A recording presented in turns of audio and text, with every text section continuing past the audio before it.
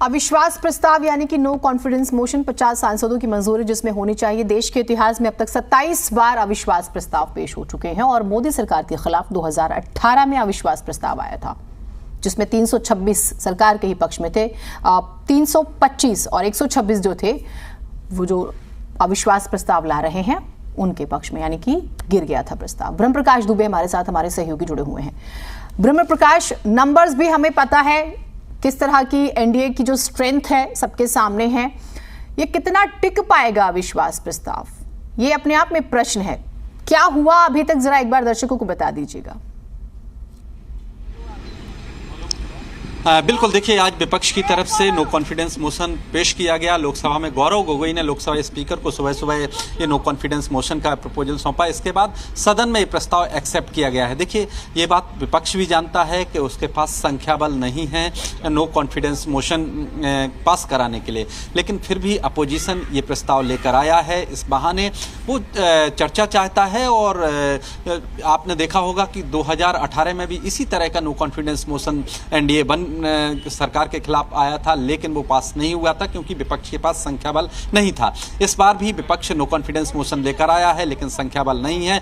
BJP plus NDA के पास 300 से ज्यादा मेंबर हैं, लेकिन फिर भी ये अपोजिशन जो प्रस्ताव लेकर आया है वो इसलिए क्योंकि इसके बहाने चर्चा होगी और एक परसेप्शन बनाने की कोशिश होगी कि देखिए सरकार मणिपुर हिंसा से भाग रही है, सरकार जो दूसरे मुद्दे हैं, महंगाई का मुद्दा है, बेरोजगारी का मुद्दा है, सरकार ऐसे मुद्दों से भाग रही है। क्योंकि जब नो कॉन्फिडेंस मोशन एक्सेप्ट होता है उस पर चर्चा होती है, अलग अलग पार्टियों के सदस्य राय रखते हैं और इस पर बाद में इसका जवाब प्रधानमंत्री देते हैं। हालांकि अभी जो गतिरोध बना हुआ है बीते 5 दिनों से वो मणिपुर मुद्दे को लेकर बना हुआ था, जिसको लेकर सरकार कह रही है कि वो चर्चा के लिए तैयार है, लेकिन अपोजिशन चाहता है कि प्रधानमंत्री पहले स्टेटमेंट दें और प्रधानमंत्री इसकी शुरुआत करें। लिहाजा डेडलॉक दोनों ही सदनों में है। आपने देखा लगातार हंगामा चल रहा है और इसी बीच आज अपोजिशन ये नो कॉन्फिडेंस मोशन लेकर आया है। अब इसको स्वीकार कर लिया गया है, इस पर चर्चा होगी और बाद में सरकार जवाब देगी। सरकार के पास संख्या बल अपना है, लिहाजा इसका जो है कहें कि इसका पारित होना मुश्किल है।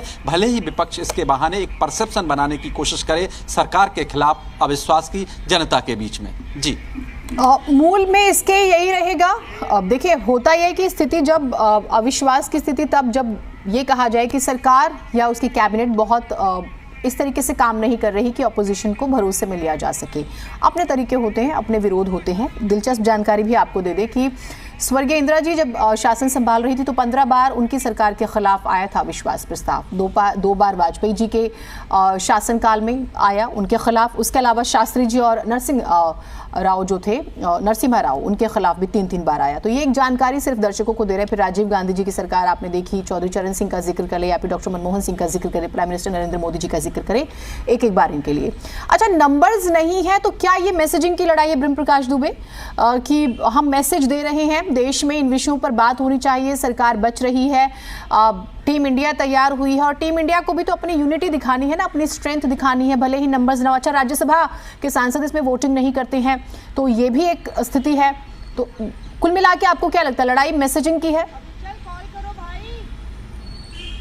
बिल्कुल बिल्कुल, देखिए पूरी लड़ाई मैसेजिंग की ही है क्योंकि आप देखिए कि कुछ ही महीने बाद 3 राज्यों में विधानसभा के चुनाव हैं, मध्य प्रदेश, राजस्थान, छत्तीसगढ़ में, इसके बाद लोकसभा के भी चुनाव हैं। तो पूरा कहें कि सरकार भी एक इलेक्शन मोड में है, विपक्ष भी इलेक्शन मोड में है, चुनावी मोड में है। तो अपना अपना मैसेज देने की कोशिश है, एक परसेप्शन बनाने की कोशिश है। अपोजिशन का जो नया गठबंधन बना है वो एक परसेप्शन बनाने की कोशिश कर रही है कि देखिए सरकार हर मोर्चे पर फैल रही है। मणिपुर में जिस तरह से हिंसा जारी है कई महीने से, इसी तरह से महंगाई, बेरोजगारी और कई ऐसे मुद्दे हैं जिस पर अपोजिशन एक परसेप्शन बनाने की कोशिश कर रहा है, एक जनता के बीच मैसेज देने की कोशिश कर रहा है कि सरकार के पास भले ही संख्या बल हो, बहुमत हो, लेकिन सरकार इन मुद्दों पर नाकामयाब रही है। तो अपोजिशन की तरफ से ये मैसेज देने की कोशिश है। अच्छी तरह से विपक्ष भी जानता है, उसका गठबंधन भी जानता है कि उनके पास संख्या बल नहीं है, वो नो कॉन्फिडेंस मोशन को पास नहीं करा सकते हैं। और इसके अलावा एक और महत्वपूर्ण बात आप देखिए कि बहुत सारी पार्टियां ऐसी भी हैं अपोजिशन की जो ना सत्ता पक्ष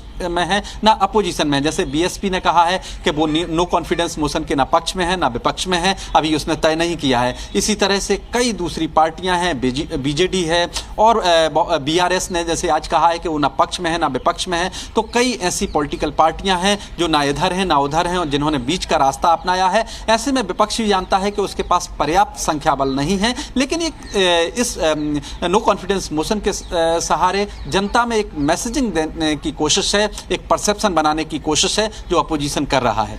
जी अब बड़ी मजेदार स्थिति है कि 301 सिर्फ बीजेपी के सांसद हैं, 333 एनडीए का आंकड़ा है। जब हम पूरे विपक्ष की बात कर लेते हैं तो ये संख्या बल में 142 हैं, जिसमें कांग्रेस के 50। अच्छा, कुछ सांसद जो हैं वो बाहर भी हैं। आपने कहा कि आपने बीएसपी का जिक्र किया या अलग अलग दलों का जिक्र किया, हालांकि कुछ का तो आंकड़ा भी शून्य है। उस सूरत में भी अगर हम देखें कुछ बाहर हैं, कुछ बीमार हैं, अगर ये एब्सेंट भी रहते हैं तो भी नंबर चेंज हो जाता है, फिर भी बड़ी आसानी से एनडीए जो है विश्वास हासिल कर लेगा। तो मैसेजिंग तो यहाँ से भी स्ट्रांग चली जाएगी ना कि आपकी टीम इंडिया फ्लॉप है। तो क्या अपोजिशन बहुत बड़ा रिस्क ले रहा है? उसे ये नंबर्स नहीं दिखे थे, नहीं समझ आए थे। थोड़ा सा एनालिसिस इस सूरत में भी जरूरी हो जाता है। ब्रह्म प्रकाश, बिल्कुल, देखिए अपोजिशन ये जानता है कि अब ज़्यादा वक्त चुनाव के लिए नहीं बचा है, लिहाजा एक परसेप्शन बनाने की कोशिश उसकी तरफ से ये जानकर भी कि उसके पास संख्या बल नहीं है की जा रही है।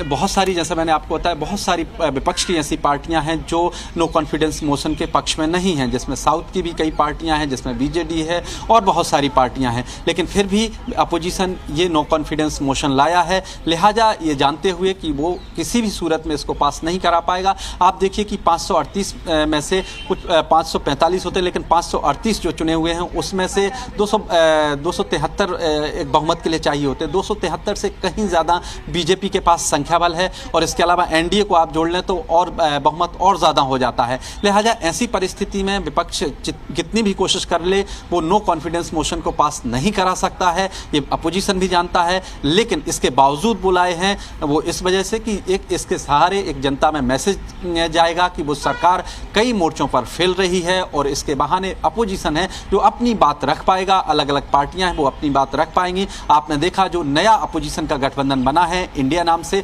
उसमें 26 दल जो बेंगलुरु में शामिल हुए थे वो अलग अलग 26 पॉलिटिकल पार्टियां हैं।